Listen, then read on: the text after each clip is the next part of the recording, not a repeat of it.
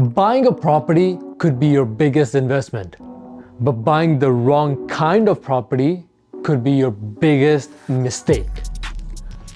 My goal is to make sure your investment always stands sturdy. Well, technically, there's four kinds of properties. There's condos, townhomes, semi-detached, and detached. But technically, there's mobile homes, this and that, but we're not gonna get into any of that. Let's keep it simple and look at condos and homes. Condo is anything that has a management controlling it. Home is anything that's a home that you completely own with no interference of any management or any kind of association. And I wish I could list out the pros and the cons, but unfortunately we're all different. So we're gonna talk about the goods and the bads of everything from pricing, appreciation, lifestyle, privacy, maintenance, and whatever you can think of. Now, starting with the price. Why do people like condos in the first place? Well, they're the first and the easiest stepping stone into home ownership. Usually condos you can find 1 bedrooms, 2 bedrooms, 3 bedrooms, so they're smaller properties and they're most likely available within urban areas, so you can live in the city without having to pay any kind of a premium price on owning land or owning an independent property. Where houses on the other end are completely different. You're most likely paying a upcharge for the land you're holding. You have a single family dwelling, which will cost you more in the building cost, in the maintenance cost, and even appreciation. You're right. Owning a home will cost you a lot more in appreciation.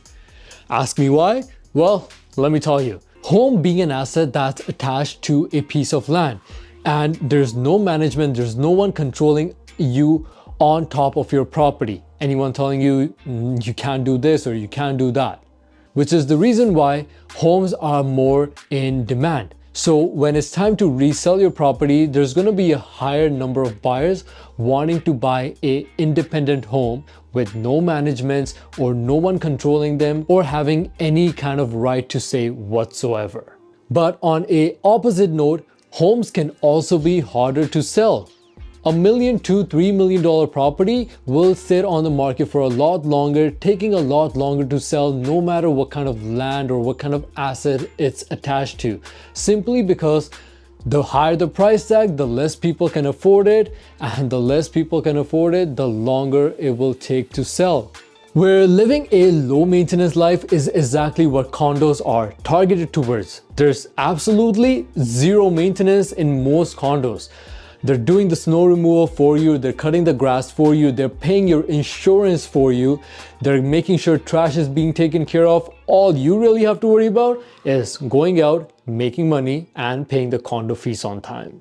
If there's any big expenses that come up, like the roof needing to be replaced, most likely your condo fee will cover that within their reserve fund. If your elevator broke down, your condo fee will take care of that. If overnight your heat stopped working, your condo will take care of that. Your water, your electricity, your maintenance, everything you can think of. Where on the other end, living in a detached property means you are fully responsible and you are fully in control of everything that happens. The roof needs to be replaced, it's your roof. Your fencing is falling off, time to get new fencing, your responsibility. It's been 25 years, your furnace needs to be replaced. Again, your furnace and your responsibility. Security. This one could be controversial. Depending on what area you live, there's areas that will obviously be considered more secure than other ones, no matter if you're in a condo or a detached property. But generally speaking, if you're living in a detached property, you're more responsible for anything happening around your property, or you'll have to be more cautious about your surroundings. Living in a condo, you'll often get more secure building access, sometimes even concierge service at the front desk and security on site, which means you can lock and leave your property whenever you like. So if you're someone who frequently travels for work or pleasure, a condo could be a great option. And lastly, lifestyle. Our Canadian winters are notorious, and some will say so is our lifestyle. Well, depending on where you live in Canada, there's different properties serving different kind of use. Some are more party cities, where some areas are more family oriented.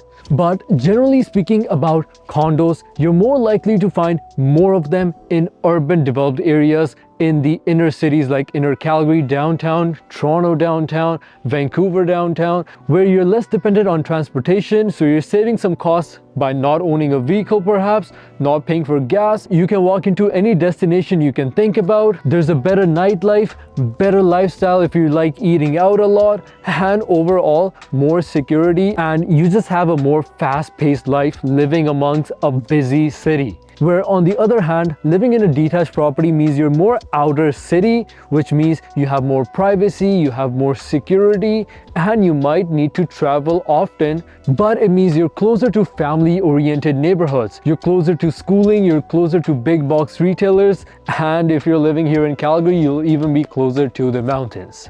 It's getting quite chilly now, so I'm gonna leave this video at this note. If you have any further questions or things you want to know about condo or house living, leave me in the comment section down below. And once again, my name is Mohit Dhillon, and I'll see you in the next one.